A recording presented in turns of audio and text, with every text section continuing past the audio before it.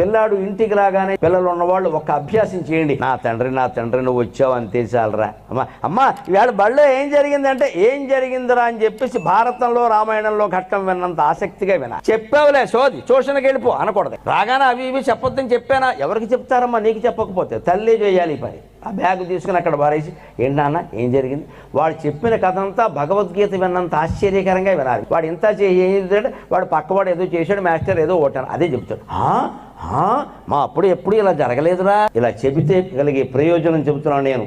చిన్నప్పుడు వాడు చెప్పిందల్లా మనం వింటే వాడు పెద్దయ్యాక మనం చెప్పినట్టే వింటాడమ్మా, అనుమానం ఉంది.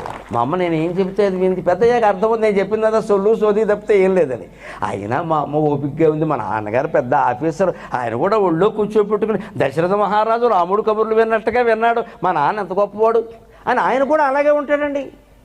ఎందుకంత అద్భుతమైన వ్యవస్థను మనం కోల్పోతున్నాం? దీనికి రూపాయి ఖర్చు లేదే.